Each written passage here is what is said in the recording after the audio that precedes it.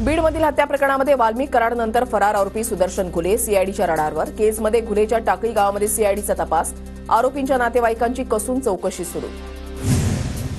बीड संतोष देशमुख हत्या प्रकरणामध्ये एसआयटीची स्थापना, पोलीस उपमहानिरीक्षक बसवराज तेली यांच्या नेतृत्वात एसआयटी काम करणार, 9 पोलीस अधिकाऱ्यांचा समावेश। बीड पोलीस ठाण्यामध्ये अचानक नवीन 5 पलंग कसे, आरोपी वाल्मिक कराडावरून रोहित पवारांना शंका, फक्त बीडच का, सर्वच पोलीस ठाण्यामध्ये स्टाफसाठी एवढी तत्परता दाखवा म्हणत प्रशासनावर रोख। बीड पोलीस ठाण्यामध्ये पलंग नाही तर कॉट आणल्याचा प्रशासनाचा दावा, माध्यमातील पलंग आणल्याच्या बातम्या चुकीच्या, बीड शहर पोलीस ठाण्यामधल्या सूत्रांची माहिती। शरण येण्याआधी वाल्मिक कराड उज्जैनसह कर्नाटक गोव्यामध्ये लपला, स्वतःच्या गाडीनं सर्व ठिकाणी फिरल्याची माहिती, सीआयडी चौकशीमध्ये महत्वाची बाब समोर। वाल्मिक कराड आणि इतर आरोपींची बँक खाती गोठवल्यानंतर तपशील माहिती सीआयडीनं मागवली, कराडची बँक खाती परळी आसपासच्या परिसरात।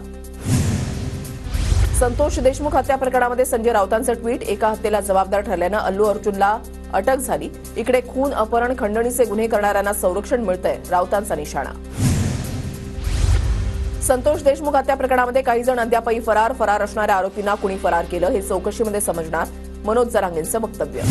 राजन साळवी 2 दिवसांमध्ये भूमिका मांडणार, ठाकरेंना सोडून जाण्यास पदाधिकारी तयार नसल्याची माहिती, साळवींची मतदारसंघातील पदाधिकाऱ्यांशी चर्चा, तर साळवींनी ठाकरेंशीही फोनवरून संवाद साधला, सूत्रांची माहिती।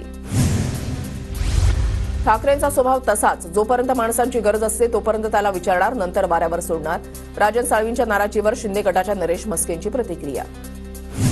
निवडणुकीमध्ये पराभव झाल्यानंतर त्यांच्याकडे कोणी लक्ष घालणार नसेल, त्या भावनेतून पक्ष बदलाची भावना राजन साळवींची झाली असेल, चांगल्या लोकांनी पक्षामध्ये यावं आणि जनतेसाठी काम करावं, राजन साळवींच्या नाराजीवर प्रवीण दरेकर यांची प्रतिक्रिया। विलेपार्ले मतदारसंघातील ठाकरे गटाचे उपविभाग प्रमुख जितेंद्र जनावळे पक्षाला जय महाराष्ट्र करण्याची तयारीत, जितेंद्र जनावळेंकडून शिंदे गटामध्ये प्रवेश करण्याची चाचपणी सुरू। नवीन वर्षामध्ये उद्धव ठाकरेंचं मिशन बीएमसी, 7 जानेवारी ते 9 जानेवारी मुंबईतील पदाधिकाऱ्यांच्या विभागवार बैठका होणार, बैठकीमध्ये महानगरपालिका निवडणुकीच्या तयारीचा आढावा घेतला जाणार। महापालिकेची निवडणूक महायुती म्हणून लढण्याची तयारी, तर महापालिका निवडणुकीमध्ये युती न झाल्यास स्वतंत्र लढण्याची आमची तयारी, स्वतंत्रपणे लढण्याच्या एवढी आमची ताकद, नरेश म्हस्के यांचं वक्तव्य। महायुतीच्या 9 मंत्र्यांनी अद्याप पदभार स्वीकारला नाही, 6 कॅबिनेट तर 3 राज्यमंत्र्यांनी पदभार स्वीकारला नसल्याची माहिती, शपथविधीला 17 दिवस उलटूनही 9 मंत्र्यांनी अद्याप पदभार स्वीकारलेला नाही। आधी 30च मंत्री होते, आता 42 झालेले आहे, सगळ्या मंत्र्यांनी पदभार स्वीकारलेला आहे, मुख्यमंत्री फडणवीसांची प्रतिक्रिया। या आठवड्यामध्ये मंत्री पदभार घेतील, काहींचे पूर्वनियोजित कार्यक्रम तर काही जण विदेशामध्ये गेलेत, मंत्र्यांकडून पदभार न स्वीकारण्याच्या प्रश्नावर चंद्रशेखर बावनकुळेंची प्रतिक्रिया। पालकमंत्री या आठवड्यामध्ये जाहीर होतील, राष्ट्रवादीचे प्रदेशाध्यक्ष सुनील तटकरेंचं सुतोवाच, तर सरकार स्थापनेला विलंब झाल्याचीही कबुली। जालन्याचे पालकमंत्री अतुल सावेच होणार, भाजपच्या सदस्य अभियान नोंदणी कार्यक्रमात नारायण कुचेंचं वक्तव्य। सावकार्य आणखी एक व्यक्ती मध्ये आल्यानं मंत्रीपद हुकलं, मात्र पुढच्या 2.5 वर्षांनी जिल्ह्याच्या विकासाचा रथ पुढे नेऊ, मंत्रीपद न मिळाल्यानं अर्जुन खोतकरांकडून खंत व्यक्त, तर मंत्रिपदाचेही संकेत। कार्यकर्त्यांच्या प्रेमापेक्षा कोणतंही पद मोठं नसतं, आयुष्यामध्ये कधीही धोक्याची अवस्था कायम नसते, मंत्रिपद नाकारल्यानंतर सुधीर मुनगंटीवारांचं वक्तव्य।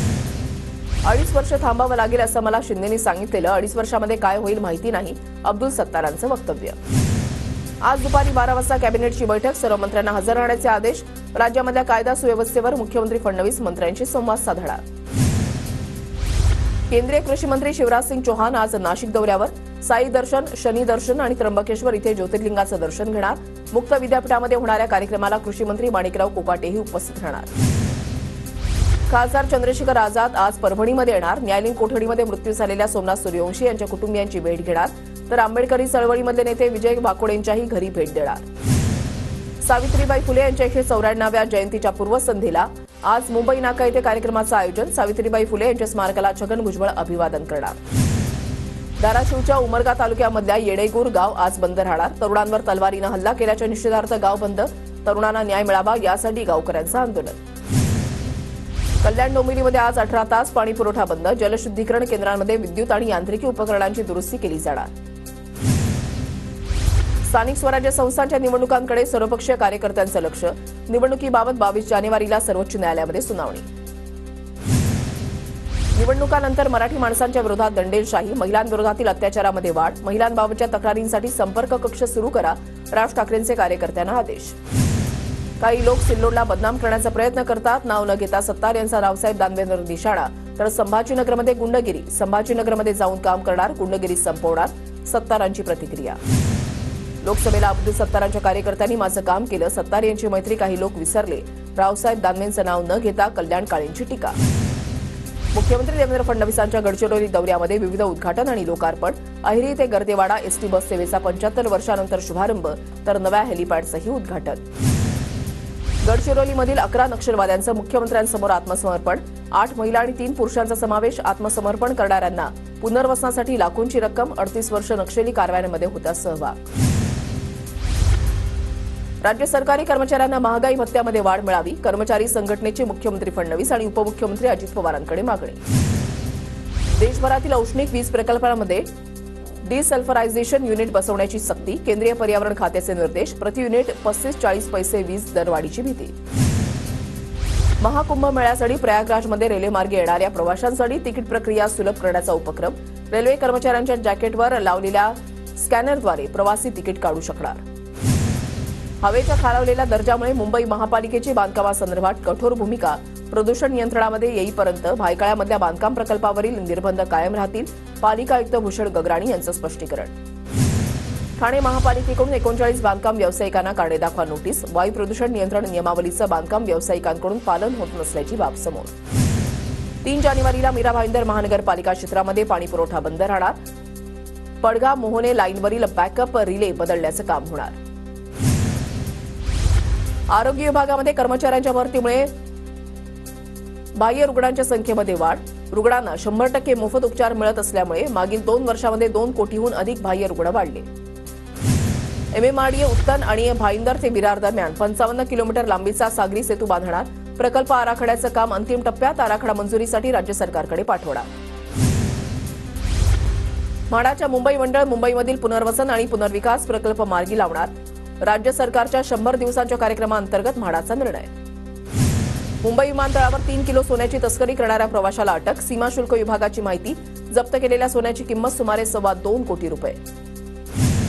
राज्यामधील 12 अकृषिक विद्यापीठामधील 1447 प्राध्यापकांना नेटसेटमधून सूट मिळण्याचा प्रस्ताव यूजीसीकडे. प्रस्तावाची तपासणी करून संबंधित प्राध्यापकांबाबत निर्णय घेतला जाणार.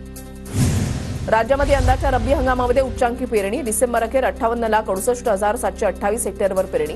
मका करडईच्या क्षेत्रामध्ये वाढ, तर ज्वारीच्या पेरणीमध्ये घट.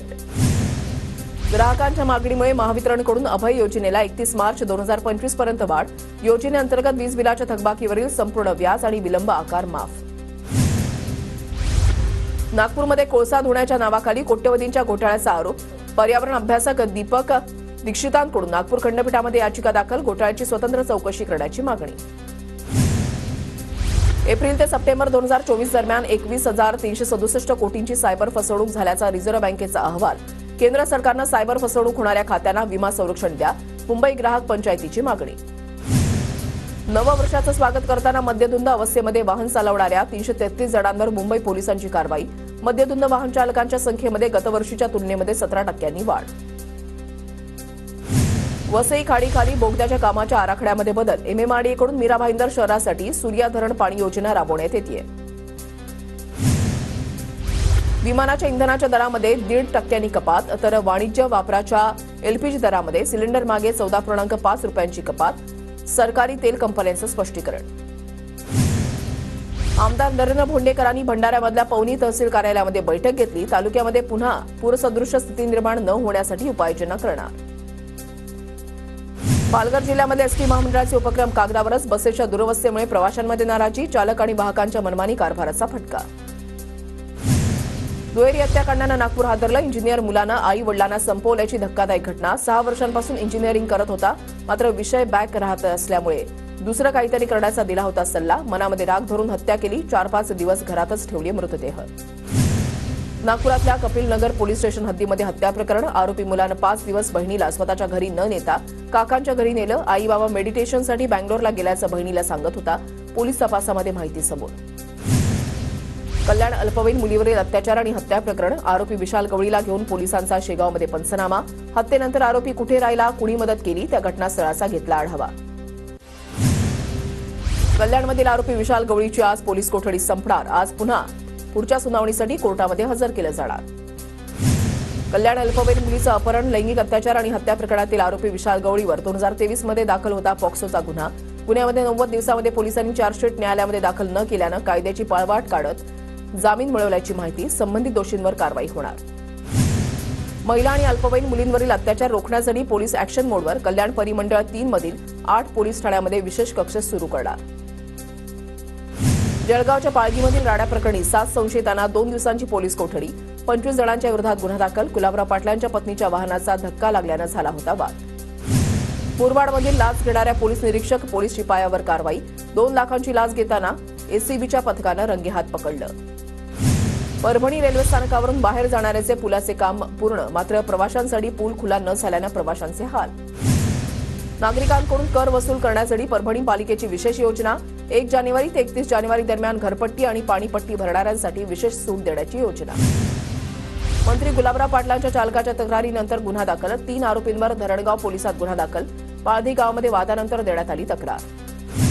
छत्रपती संभाजीनगरमधील क्रीडा विभागाच्या घोटाळा प्रकरणातील मुख्य आरोपी हर्षकुमार क्षीरसागर अखेर अटकेत. आर्थिक गुन्हे शाखेनं हर्षकुमारला दिल्लीमधून ताब्यात घेतलं. छत्रपती संभाजीनगरच्या क्रीडा विभागामधील 21,59 लाखांच्या घोटाळ्याचं प्रकरण. आरोपी हर्षकुमारकडून घोटाळ्याच्या पैशातून मोठ्या प्रमाणात मालमत्ता खरेदी. शेतकऱ्यांना खतांच्या किमतीवर अधिकची सबसिडी मिळणार. पंतप्रधान पीक विमा योजनेसाठी वाढीव निधी देण्याचाही निर्णय. खतांची 1 पिशवी 1350 रुपयाला मिळणार. केंद्रीय मंत्री अश्विनी वैष्णव यांची मोठी घोषणा. मुंबईमधल्या रस्त्यांवर नव्यानं चर खोदकामाला मनाई. वायू प्रदूषण नियंत्रणात आणण्यासाठी पालिकेच्या उपाययोजना. केवळ पाणी पुरवण्याच्या मुख्य जलवाहिनी गळतीच्या दुरुस्तीला परवानगी. मुंबई बोट दुर्घटना प्रकरणातील नीलकमल बोट राजबंदर किनाऱ्यावर. विविध शासकीय विभागाच्या अधिकाऱ्यांकडून बोटीची तपासणी होणार. नौदलाच्या अधिकाऱ्यांसह मुंबई पोलीस नीलकमल बोटीची तपासणी करणार. लोणावळ्यामधल्या एकविरा गडावर मधमाशांचा भाविकांवर हल्ला. हुल्लडबाज भाविकांनी कलरधुराचे फटाके फोडल्यानं मधमाशांचा हल्ला. भाविकांची पळापळ तर बहुतेक भाविकांना मधमाशांचा चावा.